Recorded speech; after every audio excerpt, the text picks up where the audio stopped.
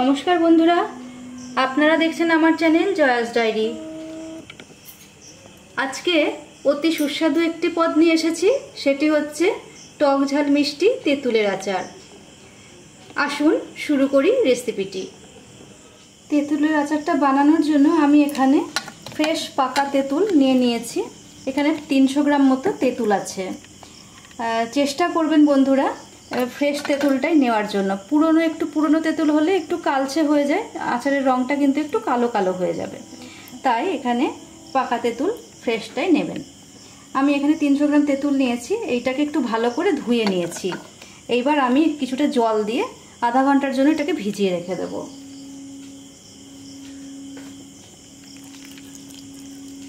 কিছুটা পরিমাণ জল দিয়েছি। এবার এটাকে আমি একটু ভিজিয়ে রেখে দেবো আধা ঘন্টার জন্য। আধা ঘন্টা পর এটা অনেকটা নরম হবে, তখন তৈরি করব আচারটা। দেখুন তেঁতুলগুলো কিন্তু জলে যে ভিজিয়ে রেখেছিলাম বেশ কিন্তু নরম হয়ে গেছে। এইবার একটু হাত দিয়ে এরম করে করে একটু বিচিগুলোর থেকে আলাদা আলাদা করে দেব, ভালো করে চটকে নেব। আমি কিছুটা তেঁতুলের এগুলো রেখেছি, আবার কিছুটা ফেলেও দিয়েছি। এগুলো কিন্তু আবার চুষে চুষে খেতে কিন্তু ভালোই লাগে, তাই কিছুটা রেখেছি আমি। এইভাবে মেখে বীজগুলো সব আলাদা আলাদা করে দেব।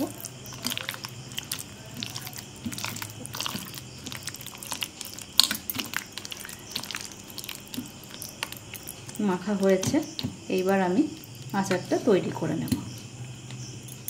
আচারটার জন্য একটা ভাজা মশলা তৈরি করব।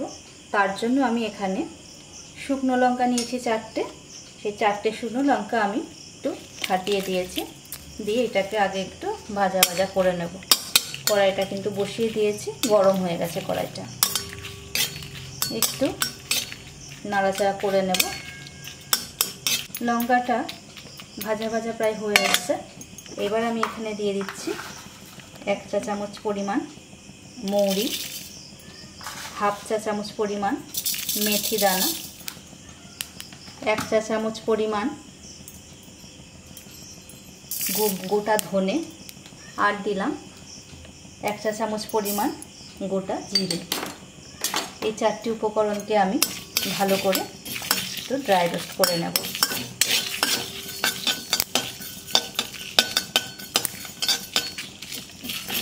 দেখুন বেশ একটা চটচটে ভাব আসছে, মানে ভাজা হচ্ছে যে সেটা কিন্তু বোঝা যাচ্ছে, ফুটে উঠছে। এইবার আমি গ্যাসটা নিভিয়ে দিলাম। এই গরমেতে আর একটু সময় এটাকে নাড়িয়ে নেব। এখানে আমি আচারটা তৈরি করার জন্য সর্ষের তেল দিলাম। এখানে প্রায় 30 গ্রামের মতো সর্ষের তেল আমি এখানে ইউজ করলাম। আমি কিন্তু এখানে 300 গ্রামের তেঁতুলের জন্য এটা আমি সর্ষের তেলটা আমি এখানে দিলাম। আপনারা কিন্তু সেই যতটুকুন করবেন সেই আন্দাজ মতো তেলটা দেবেন। এইবার যে তেঁতুলটা আমি এখানে ভিজিয়ে রেখেছিলাম সেইটা আমি এখানে দিয়ে দেবো। আমি যেহেতু ভাজা মশলা এখানে ইউজ করব পরে, আমি এখানে কিন্তু কোনো ফোড়ন দিলাম না। যদি আপনারা চান 5 ফোড়ন, তেজপাতা এগুলো কিন্তু দিতেই পারেন, আমি দিলাম না এখানে।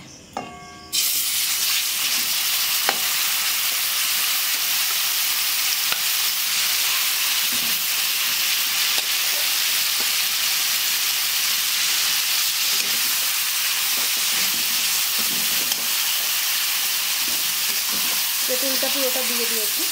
এবার এটাকে একটু ভাজা ভাজা হতে দেবে। দেখুন তেঁতুলটা কিন্তু বেশ খানিকটা সময় ধরে একটু ভাজা ভাজা মতো হয়ে গেছে, বেশ জলটা অনেকটাই টেনে গেছে। এইবার আমি এখানে দিয়ে দেব 1 চা চামচ পরিমাণ লবণ, আর দেব সামান্য একটু পরিমাণ হলুদ। হলুদটা খুবই সামান্য দেব। আর দেব একটু ভালো রং হবার জন্য কাশ্মীরি লঙ্কার গুঁড়ো।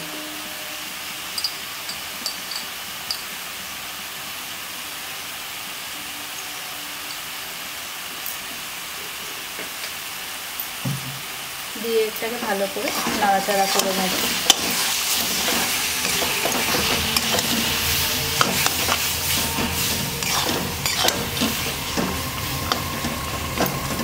এইবার দেব মিষ্টিটা। এখানে আমি গুড় দিচ্ছি, 300 গ্রাম তেঁতুলের জন্য করছি। এখানে গুড় নিয়েছি 70 গ্রামের মতো, এটা আমি এখানে দিয়ে দিলাম।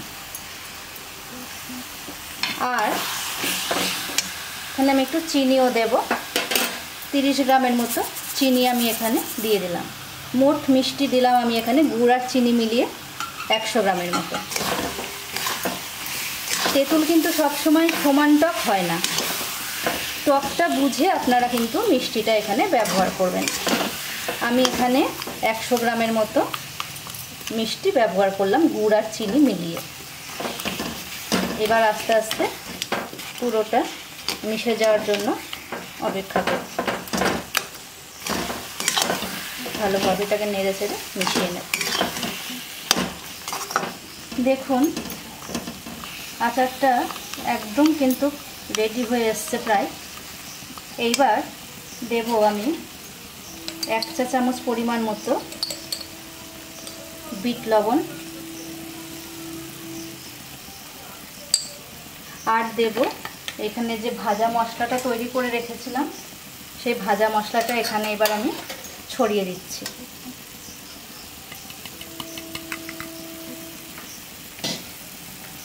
দিয়ে এটাকে ভালো করে নাড়াচাড়া করে নেব।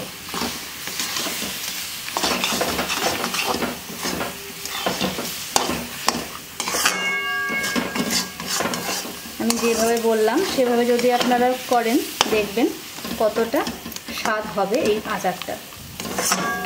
আশা করছি বাড়িতে আপনারা নিশ্চয়ই একবার চেষ্টা করে দেখবেন। আমাদের তেঁতুলের আচারটা কিন্তু একদম রেডি। এবার আমি গ্যাসটা নিভিয়ে দিচ্ছি, এভাবেই রেখে দেব কিছুটা সময়। দেখুন একটা পাত্রের মধ্যে আমি এটাকে নামিয়ে নিয়েছি। তাহলে বন্ধুরা আমি যেভাবে বললাম সেভাবে যদি আপনারা করেন দেখবেন এত সুস্বাদু তেঁতুলের আচার কিন্তু আপনারা তৈরি করতে পারবেন। একদম টক ঝাল মিষ্টি, খুব সুস্বাদু। যাই হোক, আমার এই রেসিপিটা যদি আপনাদের আজকে ভালো লেগে থাকে তাহলে অবশ্যই আমার চ্যানেলটাকে সাবস্ক্রাইব করবেন আর শেয়ার করবেন, অবশ্যই একটা লাইক করবেন। ধন্যবাদ আপনাদের সকলকে।